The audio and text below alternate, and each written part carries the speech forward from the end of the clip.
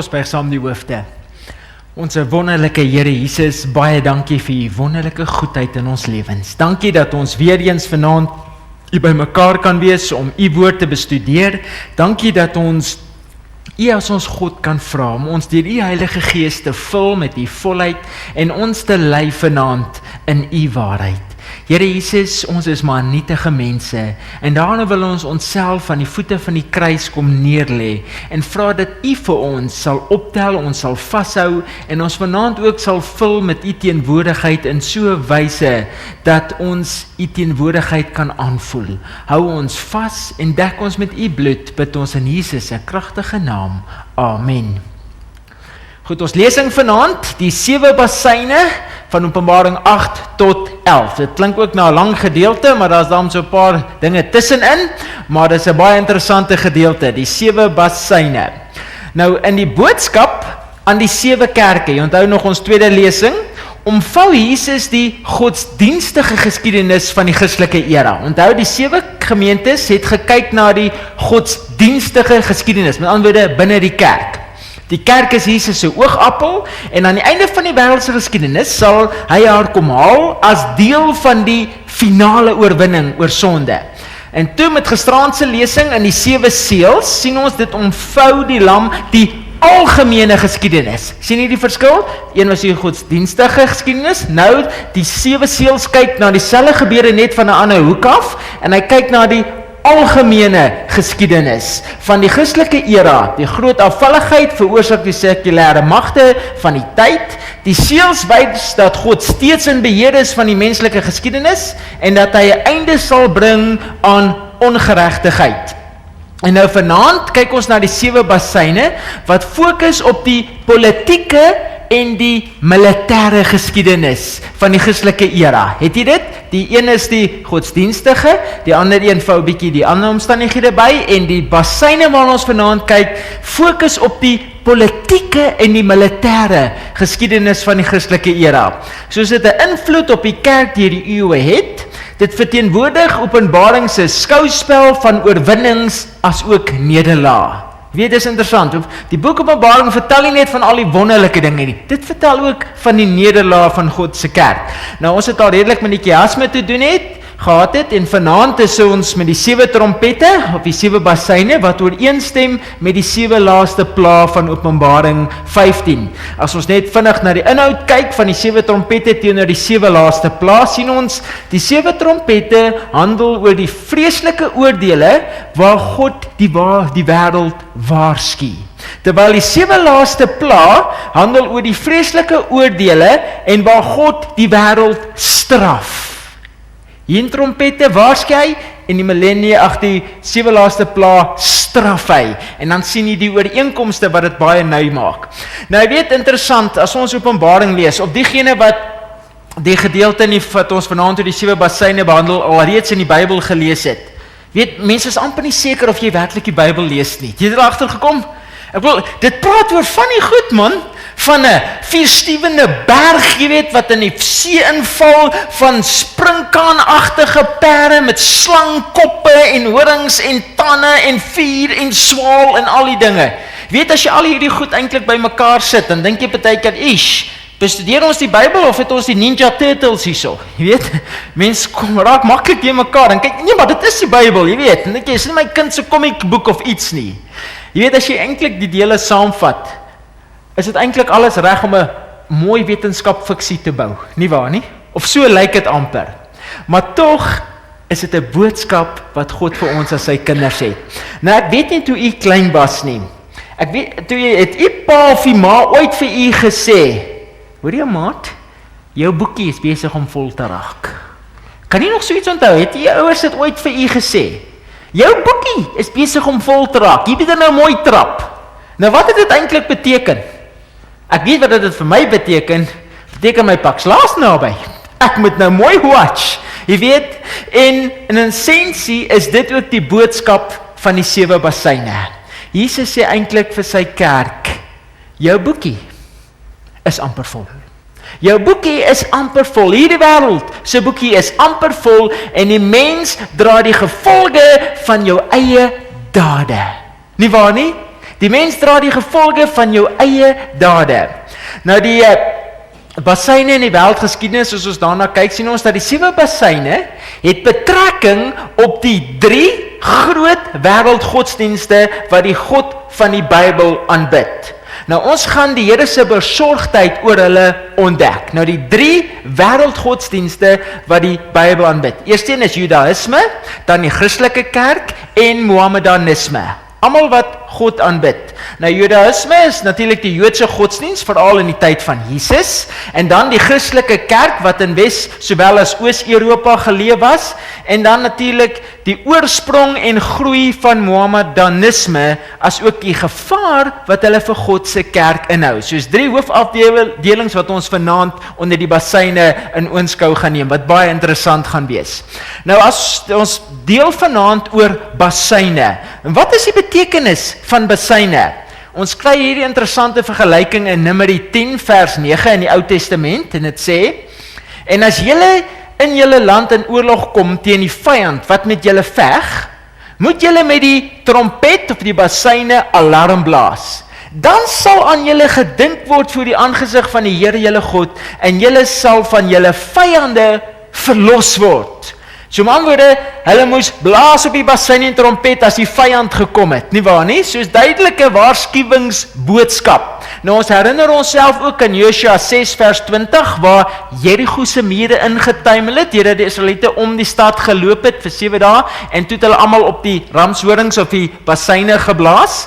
As ook Tesalonisense 4 vers 16 vertel vir ons, dat as Jesus kom met die wederkoms, dan kom hy met die geklank van die basyn van God, met die geskaal van die basyn wat blaas, baie belangrik. So met ander woorde, 'n trompet of 'n basyn of 'n ramsbonker, hoe jy dit ook al wil vertaal, is eintlik 'n afkondiger van oordeel.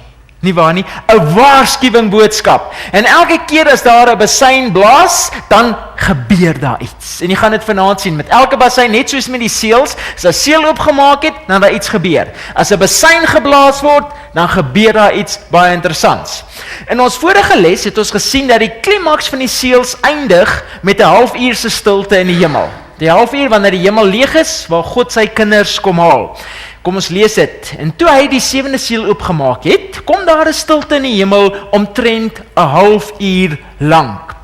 Nou ons het gesien dat dit is wanneer Jesus by die wederkoms op die wolke verskyn, die verseelingswerk van God is dus afgehandel en hy kom om sy kinders te kom haal. En dan sê Openbaring 8 vers 2 tot 4, en ek het die 7 engele gesien wat voor God staan, en 7 bassyne is aan hulle gegee.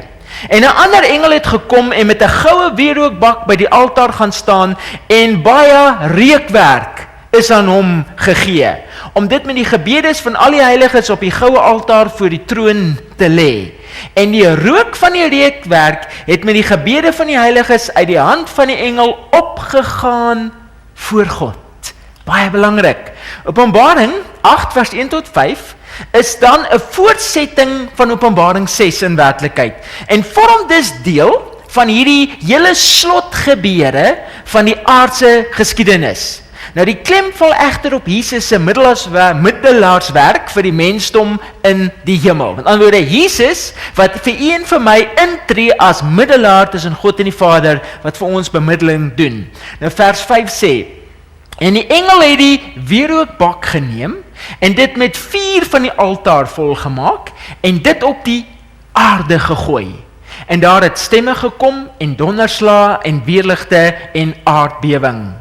Nou die neergooi van die wierookbak op die aarde, dui op Jesus se genadige middelaarswerk vir ons as mense op die aarde. Die wierookbak het altyd met bemiddeling te doen. As jy bemiddeling soek, was hulle altyd deur die wierookaltaar gewerk. Nou die stemme, donderslae, weerligte en aardbewings is natuurlik tekens wat tydens Jesus se wederkoms plaasvind. Dit word geassosieer met Jesus se wederkoms. Nou as ons kyk na die beginsel van rekapitulasie wat ons so ver gedoen het, tussen die 7 kerke en die 7 seels, en dan vanaand die 7 bassyne, gaan ons nogal die sterk ooreenkoms sien. Eerstens, die eerste gemeente Efesië van 31 tot 100 na Christus, verteenwoordig die vroeë Christelike kerk van die apostels. Nou ons het gisterand gesien die eerste seël of die wit perd, selfe tyd, wit suiwer rein kerk sonder enige tradisies van die mens en gebou op die Bybel en die Bybel alleen. Die suiwere eerste kerk.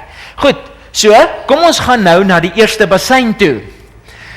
Die eerste bassein kondig die oordeel in die eerste eeu oor die Jode aan met die vernietiging van Jerusalem in 70 na Christus deur die Romeine, en waar 'n groot deel van die Jode hulle lewens verloor het. Nou as die Jode Jesus aanvaar het, as die Jode net Jesus aanvaar het, kon dinge baie anders vir hulle uitgedraai het. Baie anders vir hulle uitgedraai het. Kom ons lees dit, Openbaring 8 vers 6 en 7. Dit sê, en die 7 engele met die 7 basseine het hulle gereed gemaak om te blaas. En die eerste engel het geblaas. En daar het haal en vuur gekom met bloed gemeng. En dit is op die aarde gegooi. En 1/3 van die bome het verbrand. En al die groen gras het verbrand. Klink verskriklik, nie waar nie?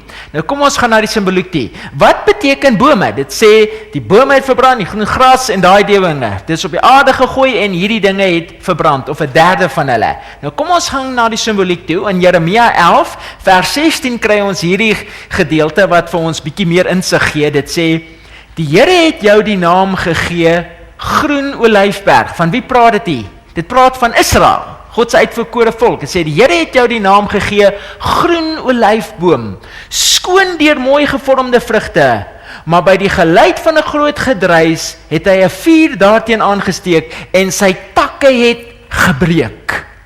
En dan sê Jesaja 44 vers 4, en hulle sal uitsprei tussen die gras in, soos wilgerbome by waterlope. Met ander woorde, God se kinders. En dan sê Lukas 13 vers 6 tot 9 vir ons hierdie vergelyking, waar Jesus Israel met 'n vyeboom vergelyk waarna hy vrugte gesoek het. Want hy het daai gedeelte waar Jesus sê, ek het vrugte gesoek, maar niks gekry nie. So hier kry ons duidelik die vergelyking dat 'n vyeboom met God se kinders vergelyk word. Met ander woorde, dit verwys dus na God se kinders, of meer spesifiek in hierdie geval, na die Jode of Israel as sy uitverkore volk. Jesus wat aan hulle kom vrugte soek het en niks gekry het nie.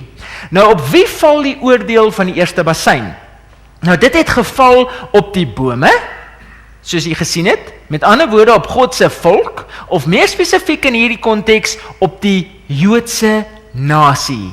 1 Petrus 4 vers 17 sê vir ons, want die tyd is daar, dat die oordeel moet begin, by die huis van God. Waar begin die oordeel? By die huis van God.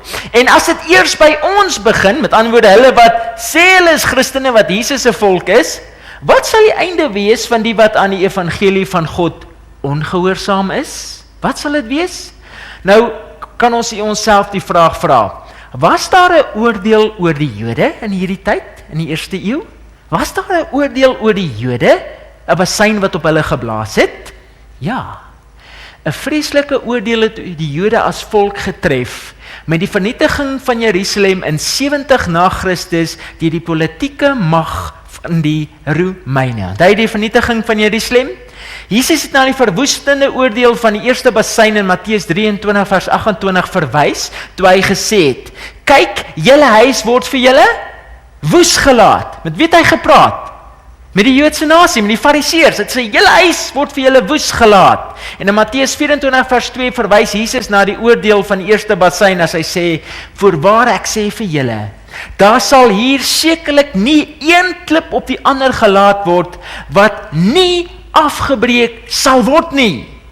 Nou die eerste bassein val op Jerusalem. Kom ons kyk bietjie na die geskiedenis. Op bevel van keiser Nero moes sy generaal Vespasianus, die ou aan die regterkant, 3 legioene soldate na Judea stuur om die Joodse opstande te onderdruk. En gedurende hierdie tyd is menige Joodse stede ingeneem en verwoes. Kyk, die Jode het al ewig in opstand gekom, en hierby tyd het hulle weer in opstand gekom, en die Romeine was dik daarvoor, en keiser Nero sê vir sy generaal Vespasianus, hy sê oor die man, gaan sort hulle uit. En hy gaan, en hy neem 'n klomp stede in. Jode maak baie Jode dood, en ook hulle omsingel Jerusalem. Baie belangrik, hulle omsingel Jerusalem. En natuurlik, in daai tyd sterf Nero, die keiser. En 3 ander keisers wat regeer in sy plek binne 9 maande. Met ander woorde, keiser Nero sterf, die volgende keiser volg hom op, hy sterf, die volgende volg hom op, hy sterf, en hy sterf, almal binne 9 maande. Lyk my, dit was gevaarlik om keiser te wees van Rome. Maar toe het die leiers van Rome vir Vespasianus as die nuwe keiser van Rome benoem. En waar was generaal Vespasianus op daai oomblik? Hy was besig om Jerusalem te beleer, nie waar nie? So, hulle roep hom toe om keiser van Rome te word. En wat doen hy? Hy trek natuurlik dadelik terug, onttrek sy magte en hy gaan word keiser in Rome. So met ander woorde, hy staak sy belering in Jerusalem en gaan terug na Rome, want nou word hy mos keiser.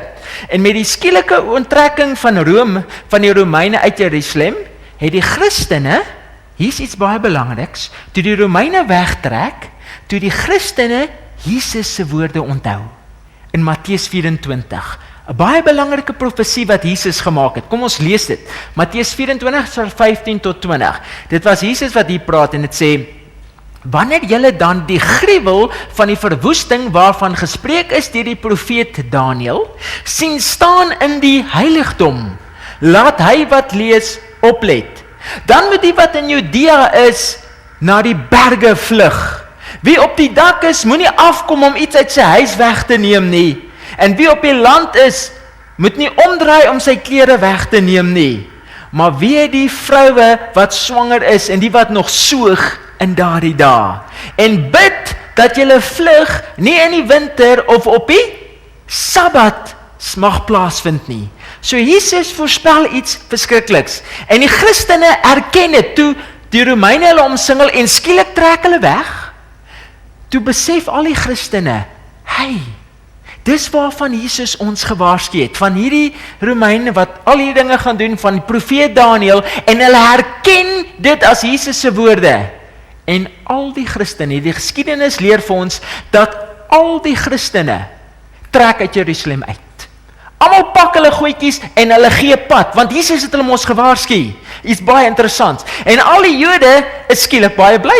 Hey, ons is ontslaaf van die Christene, hier gee hulle almal pad en hulle is so bly. Nou is hulle weg, Christene is weg. En weet jy wat gebeur? Hier kom hulle terug. Vespasianus, nou die keiser, gee toe opdrag aan sy seun, generaal Titus, om die opstande in Jerusalem te onderdruk. Na 'n beleg van 7 jaar, 7 jaar om Jerusalem, waarin die Jode vreeslike ontberings moes verduur, het die Romeine Jerusalem oorrompel. Die stad is met die uitsondering van 3 torings en 'n stukkie muur wat vandag nog as die Klaagmuur bekend staan, tot met die grond gelyk gemaak. Selfs die tempel se plaveisel is omgekeer om die gesmelte goud uit te grawe, net soos Jesus in Matteus 24 vers 1 en 2 voorspel het. Kyk wat hy gesê het. En Jesus het uitgegaan en van die tempel vertrek, en sy disippels het nader gekom en om die geboue van die tempel te wys, en Jesus sê vir hulle, sien julle al hierdie dinge? Voorwaar ek sê vir julle, daar sal hier sekerlik nie een klip op die ander gelaat word, wat nie afgebreek sal word nie. Jesus het dit voorspel, en die disippels het dit herken, en die Christene herken, en hulle trek almal uit Jerusalem uit. En as jy die geskiedenis gaan leer met die val van Jerusalem, was dit iets verskrikliks. Dit was iets verskrikliks. Jy weet hoe hulle in daai tyd oorlog gevoer, hulle het 'n stad omsingel, cut in all else out, en dan wag hulle en honger die ouens uit, en die Jode binne was letterlik uitgehonger, en natuurlik van die Jode het begin oorloop na die Romeine toe. En jy weet, en eers is hulle aanvaar, en toe begin die Romeine snif in die neus skryf, vertel die geskiedenis ons. En hulle, die soldate begin onder mekaar sê, weet julle wat, hierdie Jode wat oorloop, hulle smokkel al die juwele en al die skatte van Jerusalem uit. So as daar 'n Jood kom oorgee, dan deursoek hulle hom en alles, kyk of hy nie enige juwele het nie, en toe hulle niks kry nie, toe begin 'n gerug onder hulle ontstaan. Wag 'n bietjie, hierdie ouens sluk dit in. Hulle smokkel die goed uit, deur hulle dit insluk. En as daar Jood hom wil oorgee, dan sê hulle, nee broer, kom hier so, nee is reg, kom hier so, en as hy kom met hulle swaard en sny hom oop, en hulle deursoek sy ingewande. En so het baie Jode, nog voor Jerusalem geval het, hulle lewens verloor. En want hulle het nie voor die tyd gevlug, soos Jesus die Christene gewaarsku het nie. En so val Jerusalem in 70 na Christus. En al wat basies oorgebly het is net 'n paar stukkies. Hier's 'n deel van die oorspronklike muur wat bekend staan as die klaagmuur van die tempel wat oorgebly het. Dis nog die oorspronklike tempelmuur en die Jode beskou dit vandag nog as 'n baie heilige plek. Hulle aanbid daar, jy weet, jy kan sien daar buite aanbid hulle en alles. Dis die naaste wat hulle in die tempel kan kom, want die tempel is heeltemal vernietig. Selfs die plaveisel het hulle opgekap om die gesmelte goud, want daar was baie goud in die tempel, uit te gehaal het. So dit is letterlik vernietig, presies soos Jesus voorspel het. En dit sê vers 7, en 1/3 van die bome het verbrand, en al die groen gras het verbrand. Nou 1/3 dra die betekenis van 'n aansienlike getal of 'n groot gedeelte. Met ander woorde, dis nie 'n fisiese letterlike derde nie, dis simbolies vir 'n groot gedeelte. Met ander woorde, 'n groot gedeelte van die Jode is in die beleg van Jerusalem in 70 na Christus doodgemaak. 'n Groot gedeelte van hulle. Nou die geskiedenis leer vir ons dat ongeveer oor 1 miljoen Jode hulle lewens in hierdie tyd verloor het en meer as 97.000 is as slawe weggevoer. So die Jode het 'n groot oordeel ontvang met die vernietiging van Jerusalem. Nou na die val van Jerusalem het die Christendom na ander groot stede, byvoorbeeld Alexandra en Rome uitgewyk, en die kerk van God sou hierna as 'n westers georiënteerde godsdiens ontwikkel, wat sodoende sy Joodse wortels sou afskud, totaal sou afskud. Nou as ons die eerste bassein kan opsom, kan ons basies sê die eerste bassein kondig die oordeel in die eerste eeu oor die Jode aan met die vernietiging van Jerusalem in 70 na Christus deur die Romeine, en waar 'n groot deel van die Jode hulle lewens verloor het. Baie hulle lewens verloor het, en dit kon baie anders gewees het, as hulle net die Messias aanvaar het, as hulle Jesus aanvaar het, want nie een Christen het in Jerusalem omgekom nie. Almal het geluister en betydspad gegee. Goed, kom ons beweeg nou die tweede bassein toe. Ons weer eens die beginsel van hierdie kapitulasie. Die tweede gemeente, Smyrna, was 100 tot 313 na Christus, verteenwoordig die Christelike fase van vervolging en standvastigheid, en natuurlik die tweede seël, die rooi perd, is simbolies van die Christelike kerk wat 'n tydperk van bloedige vervolging ingegaan het. Onthou hierdie vervolgingstydperk? Nou goed, kom ons kyk hoe kom die 7 basseine ooreen, of die tweede bassein. En die tweede engel het geblaas. En iets soos 'n groot berg wat brand met vuur is in die see gegooi. En 1/3 van die see het bloed geword. En 1/3 van die lewende skepsele in die see het gesterwe. En 1/3 van die skepe het vergaan. Weer eens die simboliek van 1/3, met ander woorde 'n groot gedeelte, nie 'n fisiese derde nie. En dan sê Jesaja 51 vers 24, ons kyk na hierdie konteks wat dit beteken. Dit sê, maar ek sal voor jou oë aan Babel en aan al die inwoners van Galdeë vergeld al hulle kwaad wat hulle in Sion gedoen het, spreek die Here. En kyk, ek het dit teen jou, o berg wat verwoes. Berg wat verwoes, hier sê ek het dit teen jou, hier's 'n berg wat in die see geval het, 'n berg wat verwoes, spreek die Here. Jy wat die hele aarde verwoes, en ek sal my hand teen jou uitstrek en jou van die rotse afrol en sal jou maak 'n afgebrande berg. So om die simboliek op te som, berg beteken 'n volk, nasie of mag, net soos wat 'n dier, 'n volk, 'n koninkryk en 'n mag, word hier ook gesimboliseer dat uitgewys dat 'n berg ook 'n nasie of 'n mag of 'n volk voorstel. Nou 'n vuur is simbolies van 'n mag van vernietiging en oordeel. Ek bedoel, vuur verbrand, dit vernietig. En dan derdens see. Nou ons weet water simboliseer wat? Volke, menigte, nasies en tale, nie waar nie? So die onstuimige see, water, stel menigte, nasies en tale voor. So ons begin nou al dinge herken. Goed, so met ander die tweede bassein, die val van die Romeinse ryk onder die barbaarse stamme. As ons na die geskiedenis kyk, die Romeinse ryk het natuurlik die Jode vervolg. Nou word die bassein oor hulle geblaas. God het gesê, ek het dit teen jou, o berg wat verwoes. Nou is dit hulle beurt. Die tweede bassein word oor hulle geblaas. God sou haar aan verskeie barbaarse stamme, 10 om presies te wees, oorgee wat haar sou verbrokkel. Nou Rome se oordeele sou soos 'n berg van vuur kom, soos wat sy deur die hordes Germaanse stamme uit die noorde en uit die see uit aangeval is. Nou die eerste verwoestende aanval sou op Rome, onthou hulle was hierdie magtige koninkryk, sou in die jaar 378 na Christus kom, toe die Wesgote onder die leiding van Alaric Rome binnengeval het en 'n hele Romeinse weermag was in die slag uitgewis. Die eerste nederlaag wat hulle eintlik gelei het. In die jaar 410 na Christus het Alaric die eerste persoon geword wat die eens magtige Romeine in bykans 800 jaar kon binneval. Sien jy hoe swak het hulle begin word na 800 jaar? Hulle was al die tyd wêreldmag. So hier begin hulle verbrokkel. Na die Wesgote sou die Vandale die Romeinse ryk tot op hulle knieë bring. Letterlik tot op hulle knieë bring. Nou as ons kyk na wat die Vandale gedoen het in die geskiedenis, die blaas van die tweede bassein word beskryf as 'n mag wat as 'n brandende berg in die see gegooi word. Nie waar nie? Nou die Vandale was 'n Germaanse stam wat uit die noorde van Europa gekom het en hulle in Noord-Afrika gevestig het. Hulle het hulle self daar kom sterk maak en hulle koninkryk opbou. Nou die Vandale onder Genesariek het die Romeinse ryk tussen die jare 428 tot 468 na Christus herhaaldelik vanuit Afrika aangeval en duisende Romeinse slawe verkoop.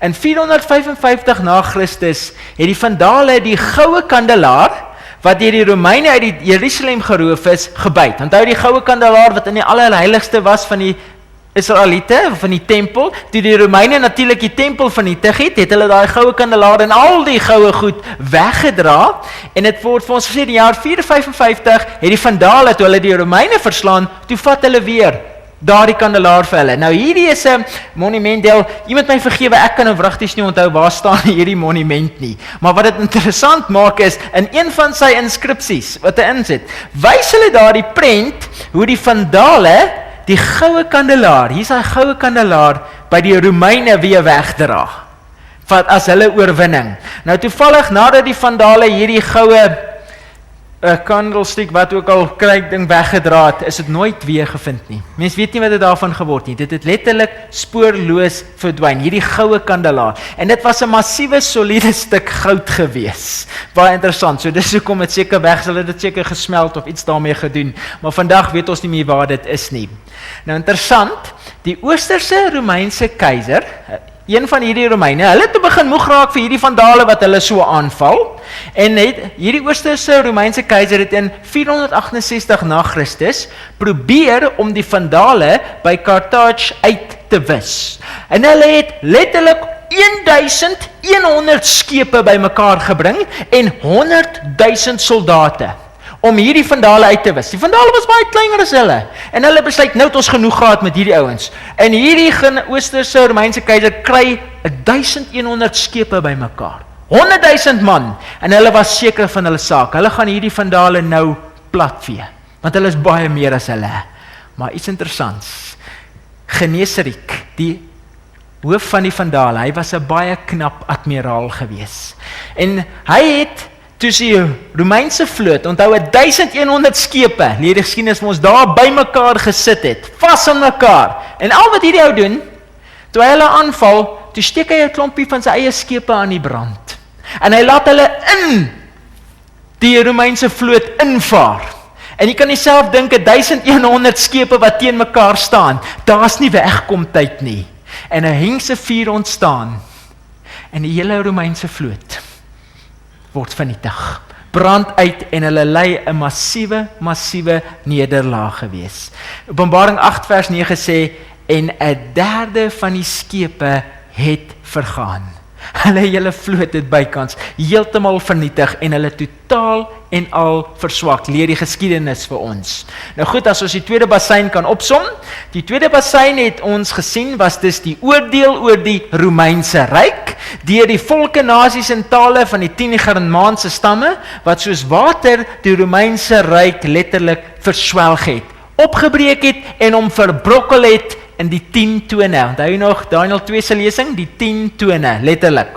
Goed, kom ons beweeg oor na die derde bassein, weer eens die beginsel van rekapitulasie. Ons kyk eers na die derde gemeente Pergamus, was era 313 tot 538 na Christus. Dit was die tydperk van staatsondersteunde godsdiens, waar Christelike geloof met die heidendom versmelt het. Onthou jy Konstantyn se skynbare bekering, nou is die Christene was vervolg, nou is hulle skielik die staatsgodsdiens. En die derde seël, die swart perd, het gestaan vir duisternis en stel die Christelike kerk gedurende die tydperk van geestelike duisternis voor. Die heidense keiser Konstantyn is skynbaar bekeer en die Christelike geloof word skielik staatsgodsdiens. Die staat word sy grootste ondersteuner en die verval begin plaasvind soos wat die heidende binne stroom. As ons dit lees, Openbaring 8 vers 10 en 11 sê, en die derde engel het geblaas. En 'n groot ster wat soos 'n fakkel brand, het uit die hemel geval. En dit het geval op 'n derde van die riviere en op die waterfonteine. En die naam van die ster word genoem Alsem. En 'n derde van die water het als geword. En baie mense het gesterwe van die water, omdat dit bitter geword het. Nou, bestemming van die ster Alsem, waar vandaan het hierdie ster gekom, sê die Bybel vir ons? Waar het hy vandaan gekom? Die teks sê hy het uit die hemel geval, nie waar nie? Nou, wie was hierdie ster Alsem? Wie was hierdie ster? Job 38 vers 4 tot 7 sê vir ons, waar was jy toe ek die aarde gegrond het? Gee te kenne as jy insig het, toe die môre sterre saam gejubel en al die seuns van God gejuig het. So wat word God se seuns die engele genoem? Môre sterre. Sterre verwys dus na hemelse wesens of engele. Met ander woorde, wat is ster het in die hemel uitgeval? Wat 'n engel het in die hemel uitgeval? Lucifer, die duiwel, nie waar nie. Kom ons lees dit in Jesaja 14 vers 12 tot 14 gee dit vir ons hierdie getuienis oor Lucifer. Dit sê, hoe het jy uit die hemel geval, o môre ster? Sien jy die woorde? Uit die hemel geval, môre ster, Lucifer, seun van die dageraad, hoe lê jy teen die aarde neergeslaan, oorweldiger van die nasies? En jy het in jou hart gesê, ek wil opklim in die hemel, my troon verhef bo die sterre van God, met ander woorde, bo al die engele wees. En dan sê Jesaja 14 ook vir ons, en sit op die berg van samekoms in die uithoeke van die noorde, ek wil klim bo die hoogtes van die volke, my gelykstel met die Allerhoogste. Dis wat Satan wou gedoen het, homself gelykstel met God. So met ander woorde, Alsem is Satan wat as gevolg van sy rebellie teen God uit die hemel gewerp word. Met ander woorde, die ster wat uit die hemel val is duidelik die duiwel, nie waar nie? Of Lucifer, Satan. Nou Jesus sê van Satan in Lukas 10 vers 18, ek het die Satan soos 'n bliksem uit die hemel sien val. Klink amper soos 'n vloekwoord, nê? Maar gelukkig sê die Bybel dit. Maar dit is wat Jesus se eie woorde, ek het die Satan sien val. Met ander woorde, Alsem of bitterals, soos wat dit in die Nuwe Testament dit noem, is 'n bittere plant wat giftig is. En as jy daaroor nadink, is eintlik 'n baie gepaste beskrywing van Satan en die werk wat hy doen, nie waar nie? Hy vergiftig alles, maak alles bitter. Nou, hoe het Satan die waterbronne bitter gemaak? Hoe het Satan die waterbronne bitter gemaak? Openbaring 21 vers 6 sê vir ons, aan die dorstiges sal ek gee uit die fontein van die water van die lewe verniet. So as ons die konteks vat, suiwere water of die suiwere evangelie symboliseer dorslessende water. Nie waar nie, is dit nie die evangelie wat werklik ons geestelike dors les nie, leer die Bybel vir ons. So met ander woorde, valse leerstellings is bitter water. Nie waar nie, maak dit sin? Met ander woorde, dit wat Satan besoedel, vals maak, is bitter.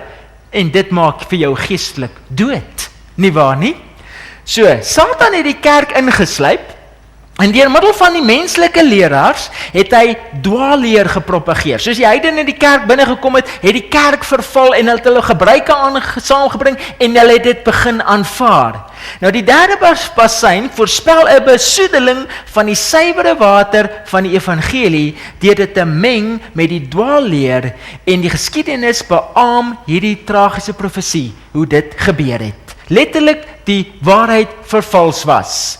As ons kyk na die politieke mag van die opkomende pausdom, gedurende die jare 476 tot die jaar 538 na Christus, was daar net 3 van die 10 barbaarse stamme, wat die westelike Romeinse ryk, wat die pausdom teëgestaan het. Nou daar was net 3 nasies, al die ander nasies, daai 10 lande, het die pausdom begin aanvaar as die grootmag. Onthou, die Rooms-Katolieke kerk was die oorspronklike kerk. Die kerk van die boek Romeine, dis waar die Romeinse kerk ontstaan het. En hulle het die grootste kerk geword, die sterkste kerk, en later die hoofkerk geword. En soos wat die heidene binne gekom het en hulle meer afvallig geword het, het hulle al meer verkeerde leerstellings begin aanhang, en al meer, en toevallig al meer mag begin kry, tot hulle letterlik die kerk, Europa, letterlik begin beheer het.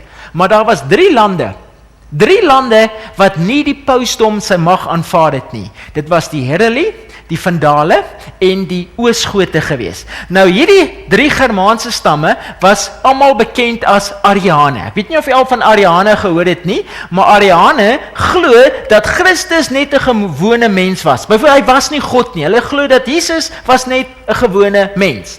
En natuurlik, as gevolg van, omdat hulle nie dit geglo het nie, het hulle ook nie die pausdom aanvaar nie.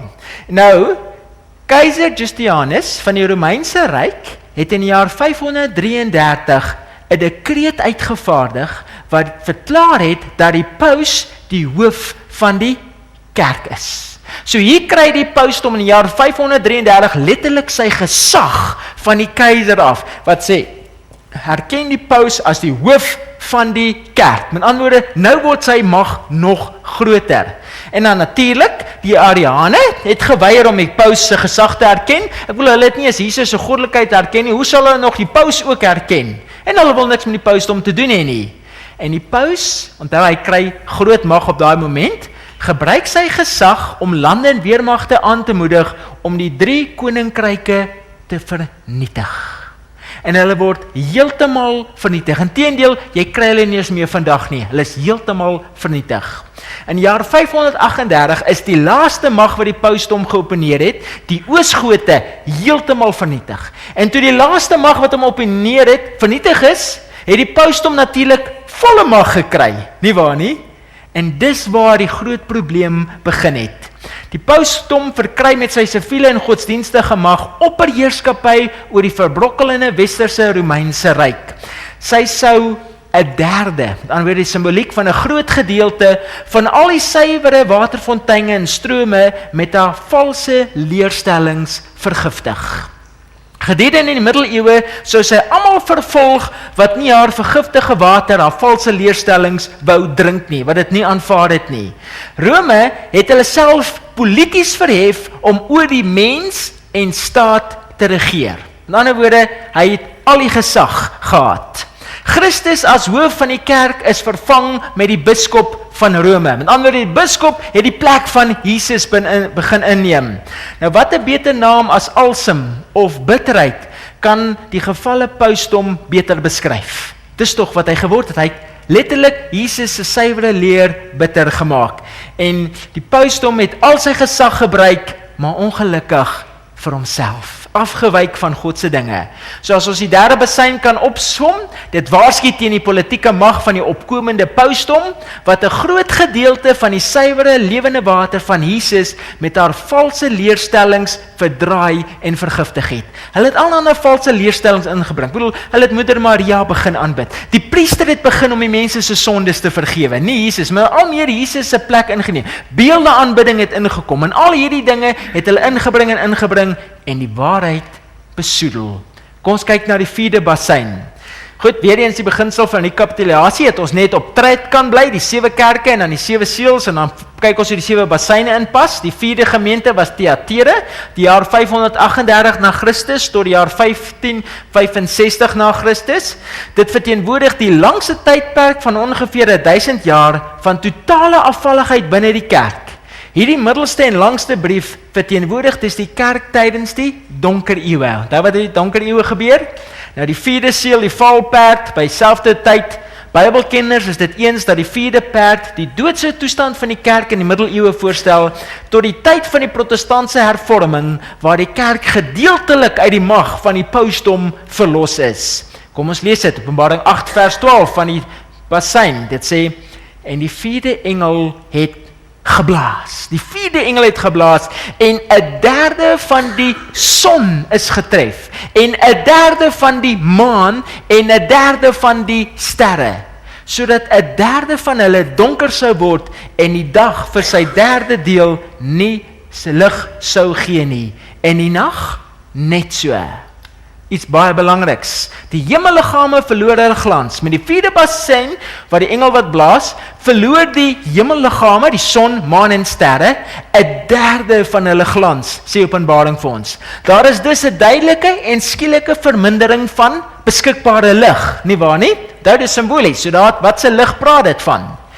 Wat is die simboliek van die son, van die maan en die sterre? Wat is die simboliek daarin? Dan kan ons die sleutel hê om die profesie beter te verstaan. Goed, as ons kyk in Openbaring 12 vers 1, kry ons die simboliek van die vrou, en ons weet 'n vrou simboliseer 'n kerk, wat met die son bekleed was, en die maan onder haar voete, en op haar hoof 'n kroon van 12 sterre. Ons gaan binnekort hierdie profesie in elk geval doen, maar hier's net ter inleiding om vanaand se lesing beter te verstaan. So as ons kyk na die vrou, die kerk wat met die son bekleed is, die son is 'n simbool van Jesus se geregtigheid, van Jesus en sy geregtigheid in werklikheid. Ons kry dit in Psalms en Maleagi 4 vers 12 en Lukas 1 vers 78 sê vir ons dat Jesus is die son van ons geregtigheid. Soos die son skyn, so vervul Jesus ons met sy geregtigheid. Nou die maan, weet ons, as ons net bietjie logies dink, die maan, wat doen die maan? Hy weerkaats die son se glans, nie waar nie? Word ook gesien as die offerstelsel van die Ou Testament wat Jesus se kruisdood geweerkaats en vooruitgewys het. Met ander woorde, soos die maan die son weerkaats, so die Ou Testament en besonders die offerstelsel vooruitgewys na Jesus die lam wat vir ons geslag sou word. Elke keer as hulle geoffer het dit vooruitgewys na Jesus wat geslag sou word. Nou die sterre is simbolies gesien as die 12 apostels of God se kinders wat Jesus en sy lig aan die wêreld verkondig. Weet, daai sterretjie, liedjie ek se sterretjie wat skyn vir Jesus, weet? Ken dit? Ons is God se kinders wat sy boodskap uitdra, God se sterre. Baie interessant. So as ons kyk na die simboliek, in die Ou en die Nuwe Testament word duisternis gesien as 'n simbool van afvalligheid. Nie waar nie? Duisternis word altyd gesien as afvalligheid en die aanneem van valse leerstellings. As jy met valse leerstellings te doen het, kom jy in die duister, leer die Bybel vir ons. Nou hierdie bassein dui dan daarop dat die ware lig, soos geopenbaar in Jesus en deur sy woord en sy apostels en volgelinge verkondig, deur afvalligheid en valse leerstellings letterlik verduister word. So met ander woorde, hierdie bassein verkondig self dat Jesus as die lig verduister gaan word deur afvalligheid. Kom ons lees Openbaring 8 vers 12. En Jesus sê, in Johannes 8 vers 12. Jesus sê, ek is die lig van die wêreld. Wie my volg sal sekerlik nie in die duister wandel nie, maar sal die lig van die lewe hê. Sien, hoekom wil die duiwel nie hê ons met Jesus volg nie? Jy moet net so 'n bietjie afdraai. En dan dink jy's nog reg, maar dan sê jy in die duisternis. Goed, daar word 1/3 van alles getref, jou son, maan en sterre. Met ander woorde, dit simboliseer dat 'n aansienlike getal of 'n groot gedeelte is, maar nie alles nie. Die oordeele bring dus nie volkome vernietiging voort nie. Nie volkome, met ander woorde, daar is daarom nog lig. God se woord bly daarom nog behoue. Nou die inkwizisie, as die politieke arm van die kerk en staat, het die doodste krete van die pausdom uitgevoer deur miljoene mense wat hulle geloof op Jesus en die Bybel alleen gevestig het, op die brandstapels te laat sterf. Ek wil, as jy kyk na die geskiedenis, hoeveel miljoene Christene is letterlik gebrand, vermoor, uitgereik, met swaarde doodgesteek, omdat hulle gestaan het op die woord van God en nie die pausdom aanvaar het met sy tradisies en dinge nie. Nou tydens die middeleeue het die Rooms-Katolieke priesterorde die pragtige lig van Jesus en sy geregtigheid verduister deur valse leerstellings afkomstig van die heidene in te bring. Wil beelde aanbidding het skielik deel van die godsdiens geword. Moeder Maria aanbidding het groot opgang gemaak en selfs vandag nog. En aanbidding van heiliges en al die dinge wat die Bybel verbied, het die kerk ingebring om die heidene te kan akkommodeer. Onthou, hulle het hulle eie goed saamgebring en so het hulle net 'n godsdienstige laagie oor dit geverf, maar eintlik het dit die ware lig Jesus verduister. Die mense is in onkunde gehou deurdat die Bybel van hulle weerhou is en die priesters nou Jesus vervang het. En selfs vandag nog is die Rooms-Katolieke Kerk is die priester die interpreteerder van die woord. Onthou jy met die hervorming, Martin Luther, onthou hy was reeds 'n priester, nie waar nie? Waar het hy toevallig die Bybel ontdek? Kan jy onthou die geskiedenis? Jy nie gesiens op skool geleer nie? Ek kan dit nog op skool onthou. Hy het die enigste Bybel ontdek, hy het hom letterlik ontdek in die Vatikaan biblioteek in daai kerke, vasgeketting aan 'n ketting, vasgeslot aan 'n ketting, het hy die enigste Bybel ontdek. En hy het begin die Bybel lees. Wow, en hy het agtergekom, maar wow, wag 'n bietjie, hier's fout met die kerk. En hy het toe die Bybel in Duits vertaal en so die Bybel versprei. En toe eers het die mense die Bybel vir hulle self kon lees en hulle kom agter wat so verleidings hulle ingehad het.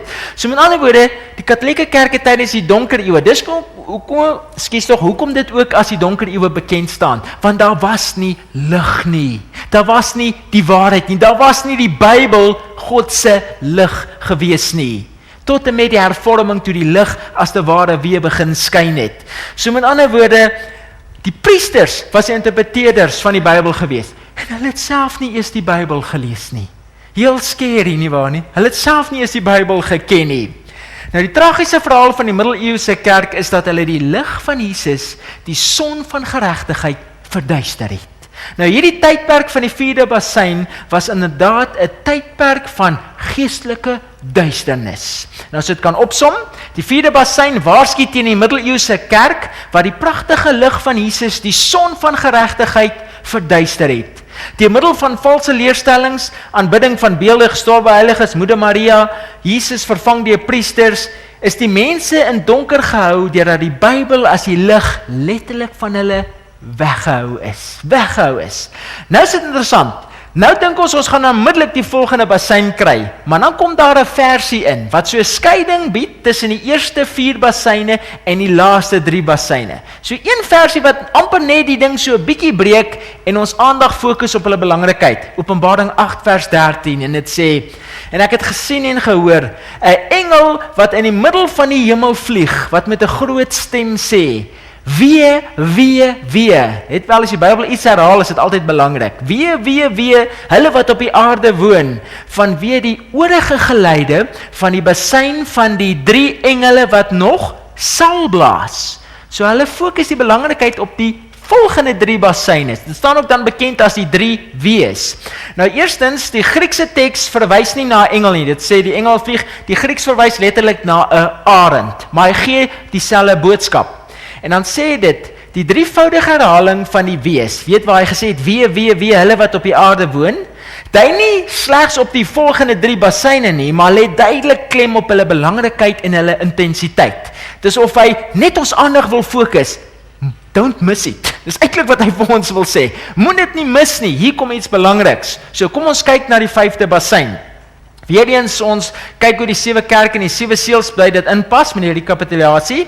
Nou die 5de gemeente op Sardes, ere van die groot hervorming, het in die Sardes tydperk 'n hoogtepunt bereik en dan die 5de seel, onthou die siele onder die altaar wat uitgeroep het, was die periode van die groot hervorming waar tydens hulle wat gemartel en gesterf het vir hulle geloof, simbolies uitgeroep tot vergelding. Hulle kry erkenning en wit klere. Met die hervorming is daar weer teruggekeer na die Bybel en die Bybel alleen. Nou hierdie era is dieselfde tyd vir die hervorming, vir die eerste gemeente, vir die 5de gemeente, die 5de seel, as ook die 5de bassein. Dit dek dieselfde era, net van 'n ander hoek af. Kom ons kyk daarna.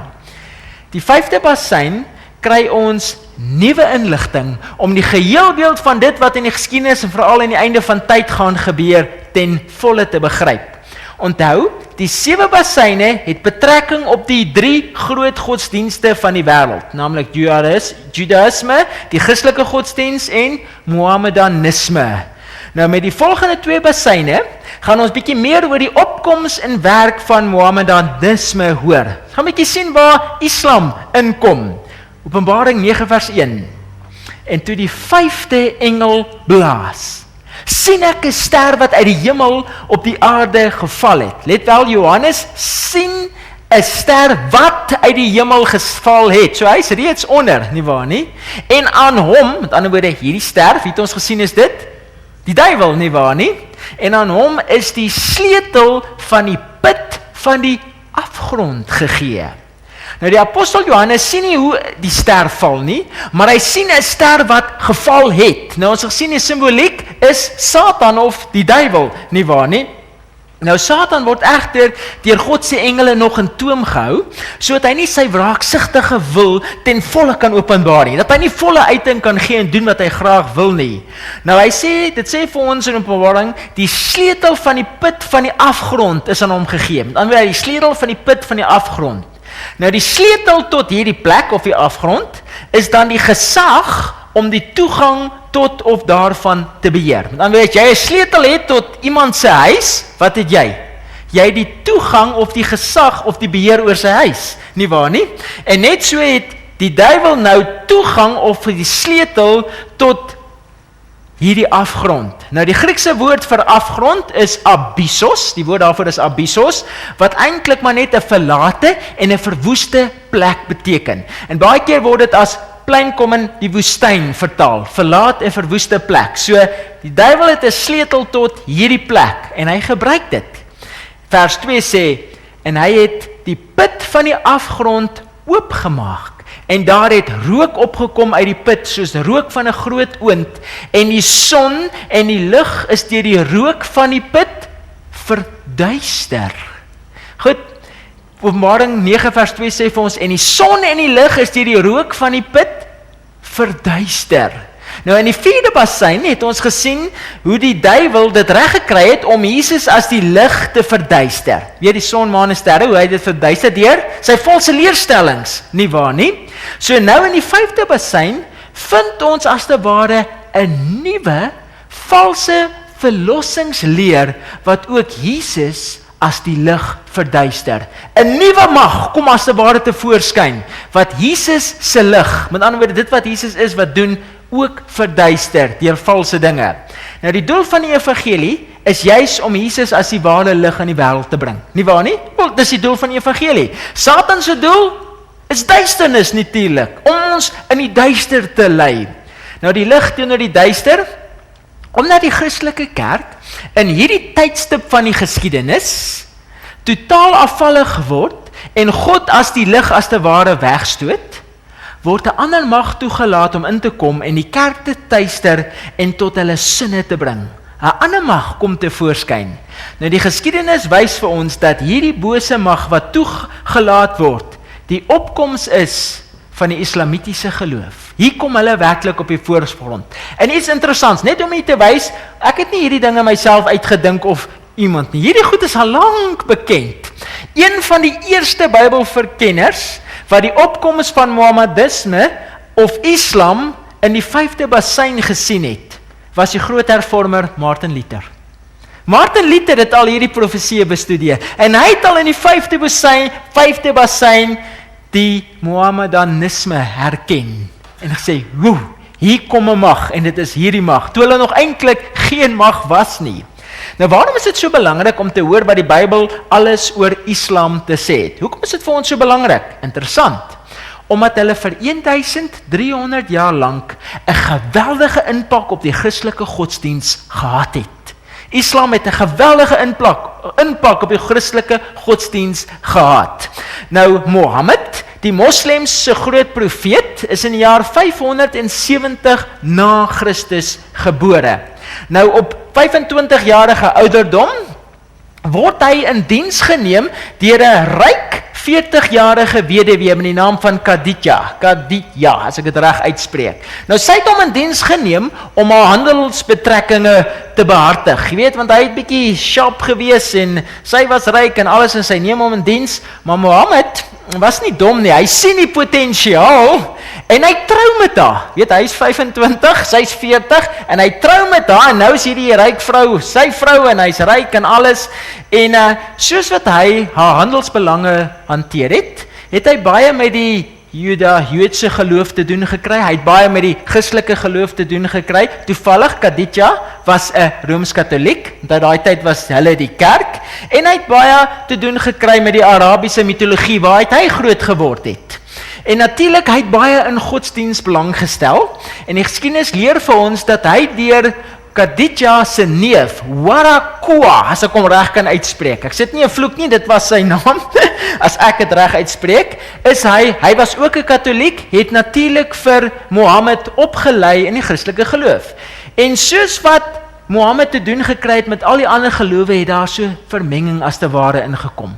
Op 40-jarige ouderdom het Mohammed beweer, het die profeet, die engel Gabriel glo aan hom verskyn, en aan hom verskeie visioene gegee, en verskeie boodskappe gegee, dat is onder andere aan hom vertel, dat hy gekies is as Allah se laaste en groot profeet, naas Moses, naas Elia, en ook na Jesus, is hy die laaste groot profeet van Allah gewees. En hy het natuurlik nou boodskappe gekry en alles, en die boodskappe het hy op potskerwe en goed neergeskryf, maar dit was nie altyd konsekwent nie, en het duidelik 'n vermenging getoon van die Christelike gedeelte van Joodse geloof, as ook sy Arabiese agtergrond, soos sy mitologie en daai dinge.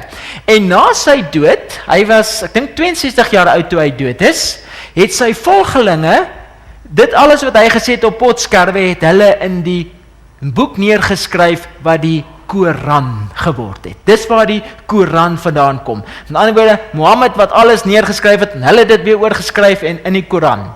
Nou Mohammed het 3 dinge van sy volgelinge vereis. Net 3 dinge, eenvoudig. Eerstens, jy moet bid, jy moet vas, en jy moet almoese gee. Dan jy moet nie armes help. Al gee jy net 'n sent, jy moet almoese gee. Gebed, vas en almoese. En dis waar die godsdienst bestaan het.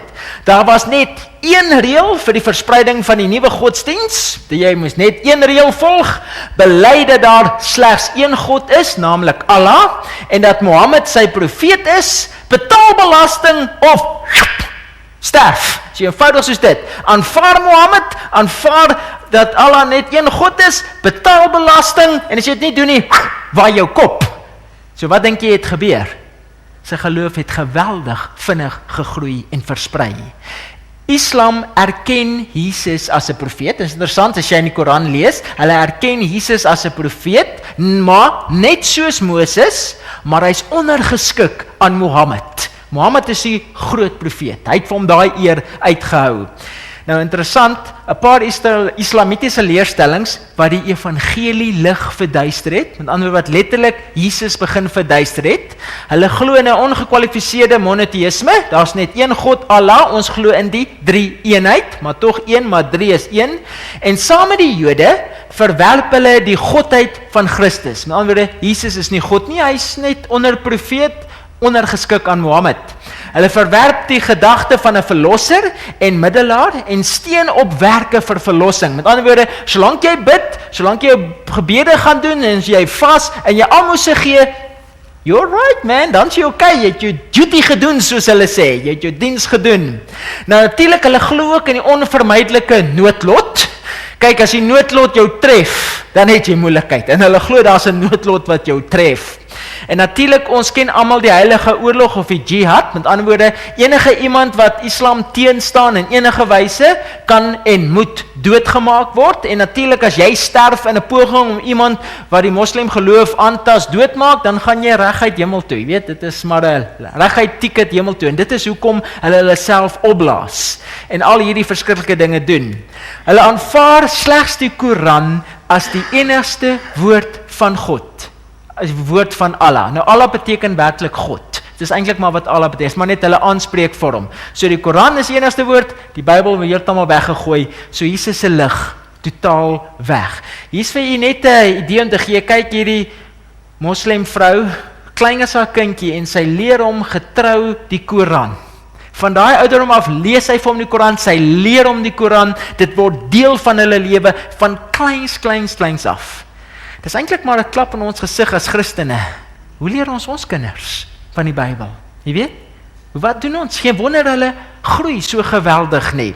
Nou toevallig hierdie blou gedeeltes is alles gebiede waar die moslems totaal in beheer is. Kyk die Europa, wat sy gedeelte is alles vandag moslems. Inteendeel is vandag nog verder, nog groter hoe hierdie geloof groei.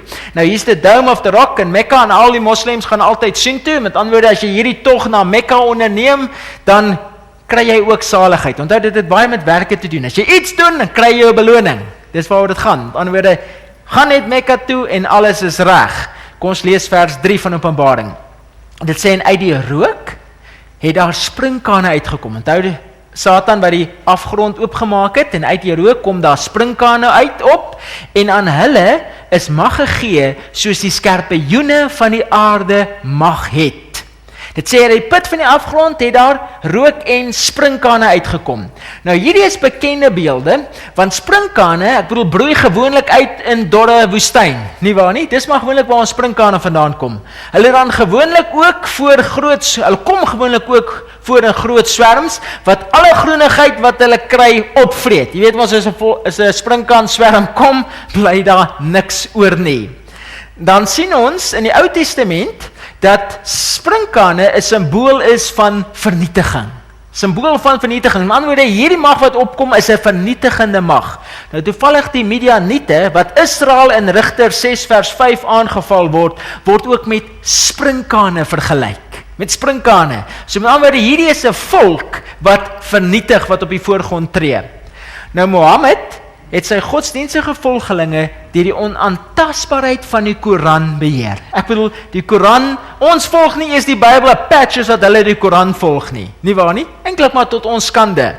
Nou sy navolgers, die Arabiese nomades, het so swerm sprinkane uit die put van die Arabiese woestyn gekom en fanaties oorlog op alle mense, veral afvallige Christene gevoer. Hulle het fanaties die Christene, afvallige Christene aangeval en uitgemoor. Nou die Arabiere het 2/3 van die Christene van Afrika en Asië tot Islam bekeer. Wat het ons as Christene gedoen? Hulle het letterlik 2/3 van al die Christene van Afrika en Asië tot Islam bekeer. En dis hoekom hulle so groot geweldige nasie is. Onthou, jy aanvaar Mohammed, jy doen dit of jou kop is af. En dit Christene het vinnig opgegee en almal moslems geword.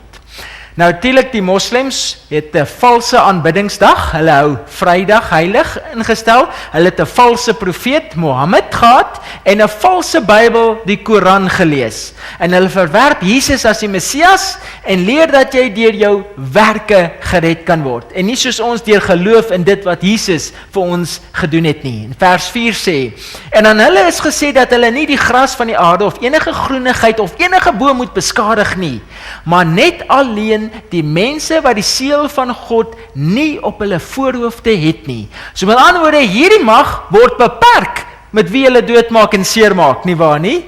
Interessant. Die simboliek van hierdie vers spreek duidelik, want sprinkane, ek wil, hulle eet tog alle groenigheid en hulle val nooit mense aan nie. So duidelik is dit simbolies, nie waar nie, van 'n mag. Nou die feit dat die sake hier omgedraai is, dui aan dat hier werklik van simboliese terme gebruik gemaak word. Ons het gesien in die eerste besyn dat groen gras en bome simboliseer mense, nie waar nie? Spesifiek God se kinders gewees. Nou hierdie magte wat deur Satan losgelaat word in toom gehou en kan slegs sekere mense tref. Net alleen die mense wat die seël van God nie op hulle voorhoofde het nie, vertel Openbaring vir ons. Vers 5 gaan verder en dit sê, en dit is aan hulle gegee, nie om hulle dood te maak nie, maar dat hulle 5 maande lank gepynig sou word. En hulle pyniging was soos die pyniging van 'n skorpioen wanneer hy 'n mens steek. En vers 6 en 7 sê, en in die dae sal die mense die dood soek en dit nie vind nie. En hulle sal verlang om te sterwe en die dood sal vir hulle wegvlug. En die voorkoms van die sprinkane was soos die van perde wat vir die oorlog toegerus is. En op hulle koppe was iets soos krone wat net soos goud gelyk het. En hulle gesigte was soos die gesigte van mense. En hulle het hare gehad soos vrouehare. En hulle tande was soos die van leeu's. En hulle het borsharnasse gehad soos van yster. En die gedruis van hulle vlerke was soos die gedruis van baie strydwaans. Met perde wat opruk na die oorlog. Maar net 'n kunstenaarsvoorstelling hoe hulle reken dit wat Johannes plus minus gesien het. Onthou, Johannes kyk vorentoe en hy sien hierdie beeld so. Hy beskryf dit soos wat hy dit sien. Perde gesigte, skorpioen angels en al daai dinge. En dan sê vers 10, en hulle het sterte gehad soos die van skorpioene. En daar was angels in hulle sterte en hulle mag was om die mense 5 maande lank skade aan te doen. 5 maande lank skade aan te doen. Nou die sprinkane was toegelaat om vir 5 maande lank mense skade aan te doen. Nou die Arabiere het toevallig nie van voetsoldate gebruik gemaak nie, maar het van ruiters. Hulle was perderuiters gewees. Nou die krone was natuurlik hulle tulbande wat oor 'n lang tydperk tot vandag toe nog die kenmerk van die hooftoisel van die Arabiese volk geword het. Nou die beskrywing van die Arabiere as sprinkane het eintlik maar soos 'n handskoen gepas, omdat hulle so swerms in hulle duisende saamgetrek het. Weet hulle is altyd 'n groot nasie. As hulle in hulle perde bymekaar gekom het, was dit een groot swerm. Was die beste manier om hulle te kon beskryf. Nou dit sê 5 maande. Nou ons het die konteks van 5 maande. Nou ons het die jaardagbeginsel al redelik beoefen, nie waar nie? So as ons 5 maande vat, hoeveel dae is daar in 'n Joodse maand? 30, nie waar nie? 5 maal 30 is 150 dae. Nou volgens die jaardagbeginsel is 150 dae gelykstaande aan letterlike 150 jaar, nie waar nie? So met ander woorde, as ons die konteks vat, dan sê dit dat hierdie sprinkaan mag gaan hierdie mense vir 150 jaar lank pynig. Nou kom ons kyk. Die ou Romeinse ryk het 2 hoofstede gehad. Onthou jy nog die bene van yster? 2 hoofstede. Die een was Rome en die ander hoofstad was Konstantinopel in die ooste. Ook bekend as die Byzantynse ryk of vandag Istanbul. Vandag is dit Istanbul, maar daai tyd was dit Konstantinopel en die Byzantynse ryk. Nou met die val van die Romeinse ryk is Rome die hoofstad wel oorrompel, maar interessant, Konstantinopel is tot op hede nog van hierdie profesie nooit vernietig nie. En het 'n sterk Christenvesting gebly, naamlik die Griekse ortodokse vesting. Dis waar hulle vesting gehad het. Hulle was met ander woorde Christene gewees. Die Griekse ortodokse vesting en hulle het sterk gestaan in Konstantinopel. Nou egter het die moslems so sprinkane uit die woestyn na vore gekom en in jaar 674 na Christus loods hulle eerste gewelddadige aanslag op Konstantinopel. Onthou hulle het God se kinders aangeval. Hulle misluk, maar hulle probeer weer en weer en weer en weer. En in 823 na Christus, presies 150 jaar later, vergeloods hulle laaste aanval en hulle gee hoop op. Hulle laat vaar. Hulle sien hulle kan nie Konstantinopel verower nie en hulle laat vaar. Presies 150 jaar later. Hoe akkuraat is die Bybel nie? Sien nie? Dis presies akkuraat. Dit sê vir ons in vers 5, en dit is aan hulle gegee, nie om hulle dood te maak nie, maar dat hulle 5 maande lank gepynig sou word. En dan sê vers 10, en hulle mag was om die mens 5 maande lank skade aan te doen. Presies 150 jaar. Toe gee hulle op. Presies, maar hulle het hulle nie oorwin nie. En dan gaan Openbaring verder en sê vers 11, en hulle het as koning oor hulle die engel van die afgrond. Sy naam in Hebreëus is Abaddon en in Grieks het hy die naam van Apollyon. Aha, baie mense het gesê, aha, Napoleon, die Franse ou. Hy pas nie in nie. Die Griekse naam Apollyon beteken letterlik destroyer. The one who destroys. Die een wat vernietig. So met ander woorde, die koning oor hulle is die een wat vernietig. En wie is dit? Die koning of engel, boodskappers van die afgrond, kan gesien word as 'n verwysing na die valse boodskap van verlossing, soos verkondig vanuit die Koran deur die hoofprediker van die sultan van die moslem regering. Met ander woorde, hulle was die hoof. Natuurlik, die werklike oorsprong van valsheid en misleiding is natuurlik die Satan self, nie waar nie? Hy is werklik die verderwer wat alles lei. Nou as ons die 5de bassein kan opsom, of die eerste weer, waarsku teen die opkoms van Mohammedanisme of Islam, wat met hulle valse verlossingsleer die lig van Jesus verduister het, soos deur die Koran verkondig. En die moslems geloof het letterlik die Christelike Christenskap verduister, soos dat die Christenvestings oorgeneem het en die Christene vernietig het. Sien jy wat hulle die lig verduister? Presies soos die Bybel voorspel het. Die 6de bassein, weer eens die 6de gemeente, Philadelphia, dit was 'n tydperk van broederliefde, groot ontwaking vind plaas, die 6de seël, onthou die tekens in die hemel, die sonverduistering, die maanverduistering, die groot Lissabon aardbewing, en die sterrereën wat alles plaasgevind het en werklik tot herlewing gelei het. Kom ons gaan na die 6de bassein toe en ons kyk waar pas ons in. Onder die 5de bassein het ons gekyk na die opkoms van die islamitiese geloof en hoe hulle in 'n groot sterk mag verander het. 'n Groot sterk mag. Nou die 6de bassein beskryf hoe die islamitiese geloof verder ontwikkel het. En wat 'n groot gevaar die mag vir die Christendom, wat die ware lig van die evangelie sou uitleef, ingehou het. Wat die gevaar hulle werklik ingehou het. Kom ons lees dit. Vers 13 sê, en die 6de engel het geblaas. En ek het 'n stem gehoor uit die 4 horings van die goue altaar wat voor God is. En die het aan die 6de engel met die bassein gesê, maak die 4 engele los wat gebind is by die groot rivier, die Eufraat. Toe is die 4 engele losgemaak wat gereed gehou was vir die uur en die dag en die maand en die jaar, om 'n derde van die mense dood te maak. Die vorige bassein kon hulle nie doodmaak nie, hulle kon net pynig. Hier is mag aan hulle gegee om 'n derde van die mense dood te maak.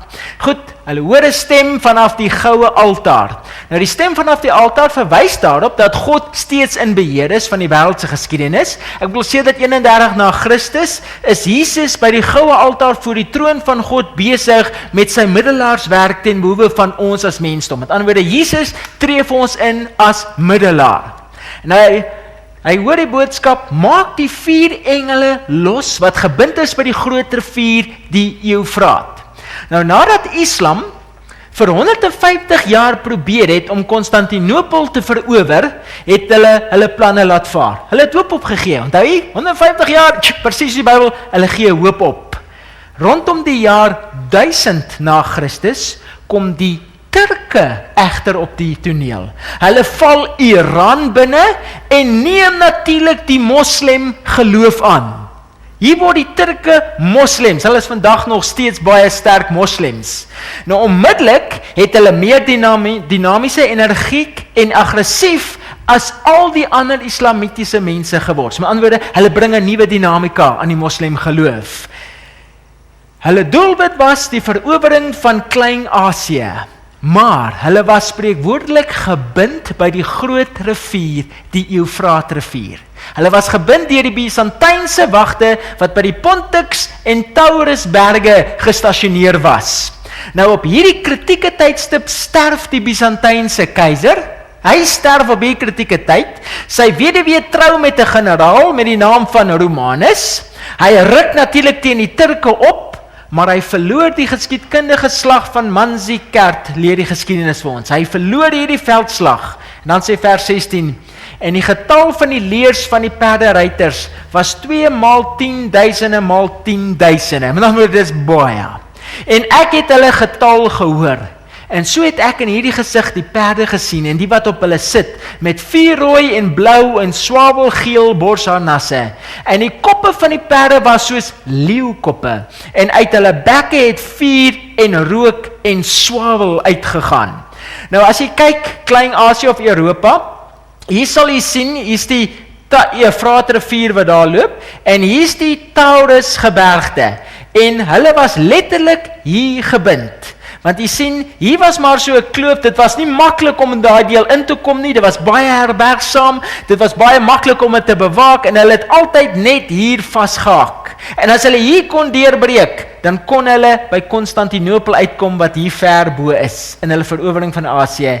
En by die geskiedkundige slag van Manzikert, oorwin die moslems hierdie geskiedkundige vlag, en skielik is die pad vir hulle oop, om Klein-Asië binne te val.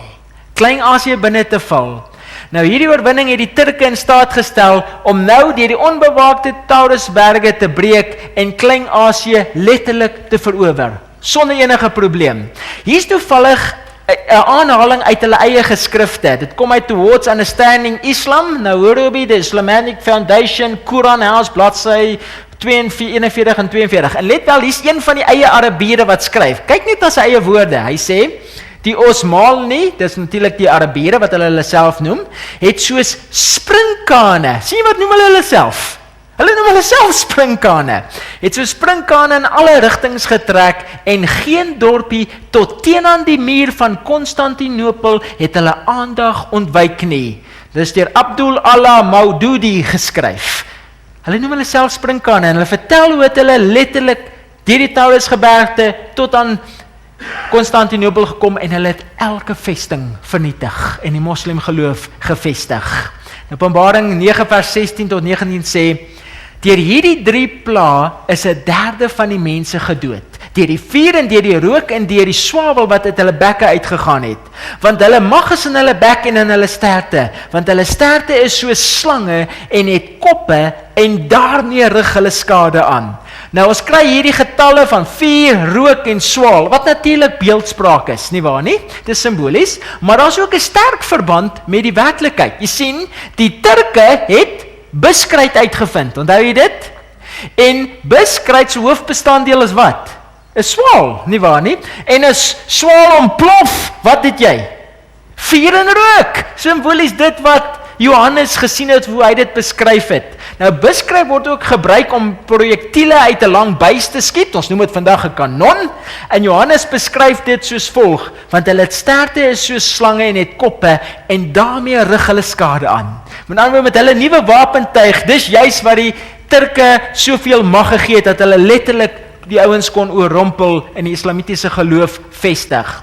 Met hierdie nuwe militêre wapentuig slaag die Ottomaanse Turke daarin om Konstantinopel op 29 Mei 1453 te verower. Dis toevallig in die geskiedenis vas, so jy kan dit gaan opsoek. Hierdeur het hulle die Byzantynse ryk, wat vir baie eeue bestaan het, doodgemaak, tot 'n val gebring. Nou die 6de bassein het geblaas, en die Oost-Romeinse ryk het saam met die Griekse ortodokse kerk ook hulle oordeel ontvang. Goed, nou nog iets interessant. Toe hulle nou oorwin, toe lyk dit of alles nou net sleg gaan. Maar iets interessants. Die skokkende nuus van die val van die Konstantinopel het skaars gaan lê, of die lig van die hervorming het begin. Martin Luther Zwingli, die hervorming begin. Nou die nuwe Ottomaanse ryk het tot 'n groot mate die hervorming moontlik gemaak. Dit was of God dit so beplan het. Karel V wou Luther en die protestantiste heeltemal uitroei. Hy wou almal uitroei, maar die Ottomaanse Turk, Süleyman, het hom dit nie toegelaat nie. Baie interessant. Kenneth Oster in sy boek Islam Reconsidered, bladsy 72 sê, daar sou glad nie protestantisme gewees het as daar nie 'n Turk was nie. Baie interessant. Hierdie heidense nasie veg teen God, maar God gebruik hulle om sy hervorming tot stand te bring en vir Martin Luther en al hierdie protestante te beskerm. Anderste was hulle letterlik doodgemaak deur die Katolieke Kerk gewees. Baie interessant, nie waar nie? Openbaring 9 vers 15 sê vir ons hoe lank die Ottomaanse ryk 'n impak op die wêreld sou hê. Baie interessant. Hier's iets interessant. Dit sê gereed gehou was vir die uur en die dag en die maand en die jaar om 1/3 van die mense dood te maak. Weer is interessant, 'n uur, 'n dag, 'n maand en 'n jaar.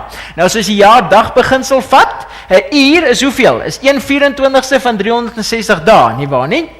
So met ander woorde, as ons dit 360 maal 24 deel, kom ons by letterlik 15 dae uit.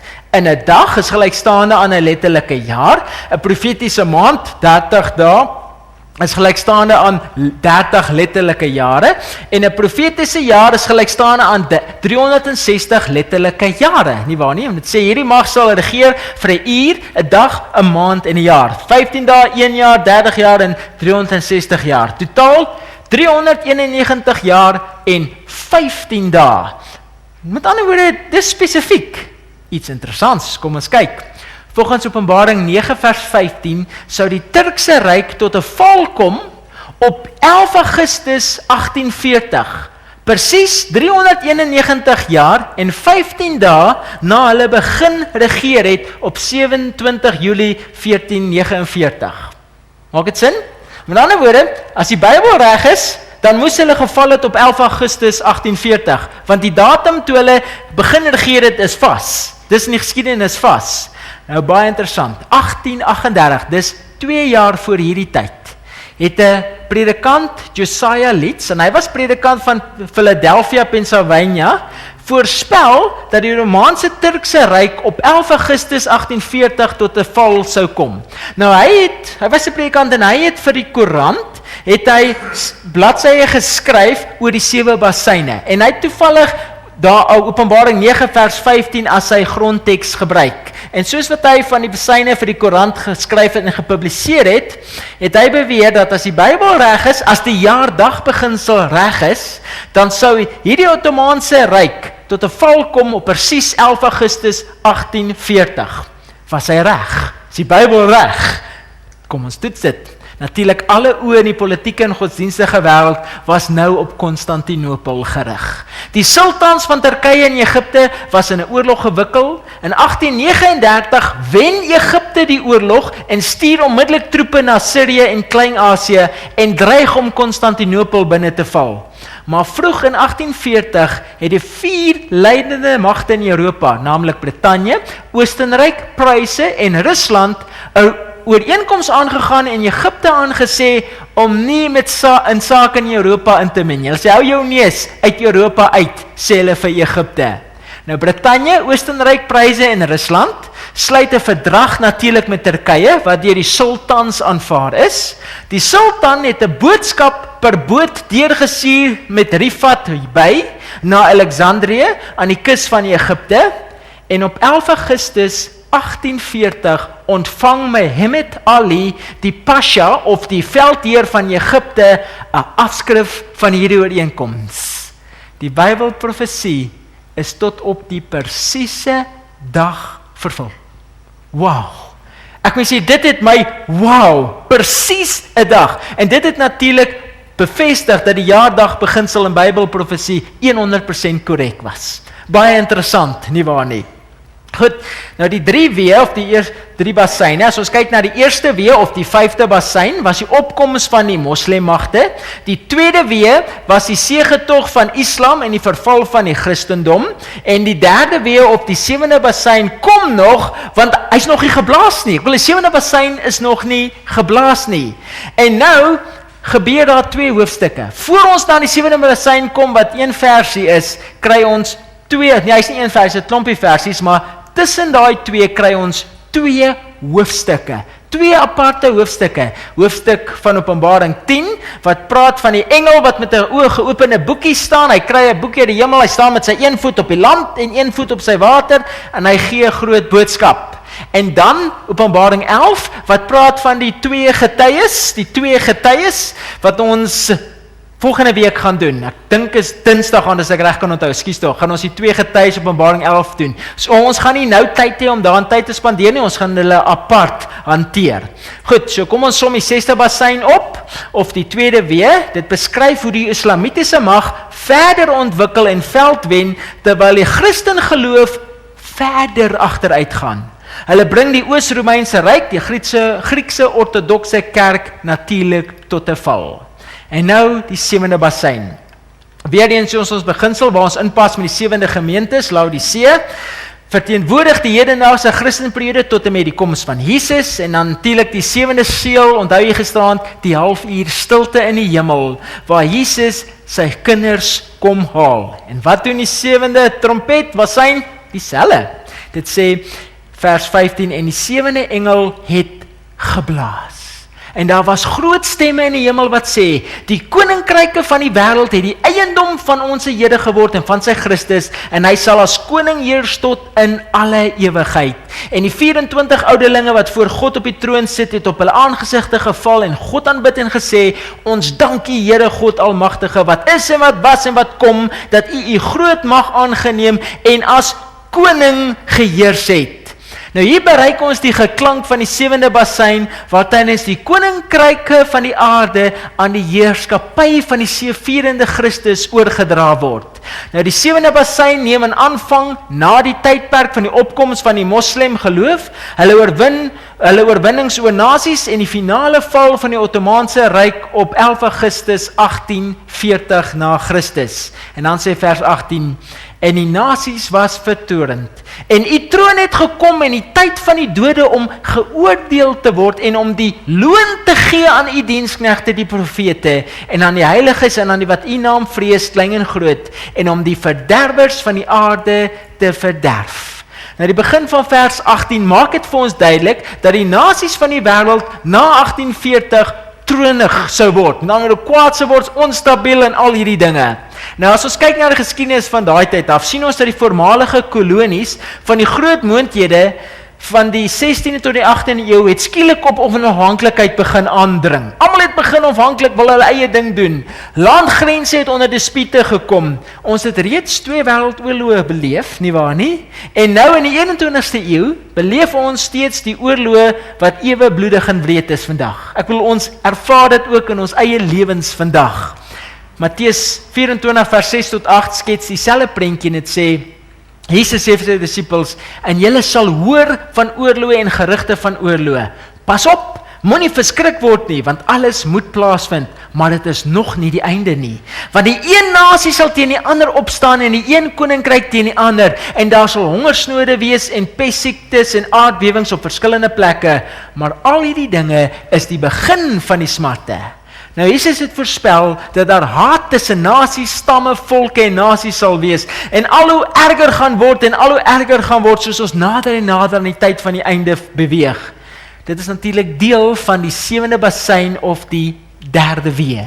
Die volgende groot gebeurtenis waarop ons wag is natuurlik die koms van Jesus om sy koninkryk in besit te neem. In Lukas 21 vers 28 sê, en as hierdie dinge begin gebeur, kyk dan na bo en hef julle hoofde op, omdat julle verlossing naby is. Julle verlossing naby is. So as ons die 7de bassein kan opsom, of die 3de wee, dan waarsku dit ons teen die finale oordeel, waar Jesus as koning sy koningskap oor hierdie aarde gaan kom opeis, en vir ewig gaan heers. Sê vir my, kan u die waarskuwingsklanke van die bassein van die Heilige Gees in u eie lewe hoor? Wat eintlik vir u die bassein blaas en sê, hey, jou boekie is amper vol.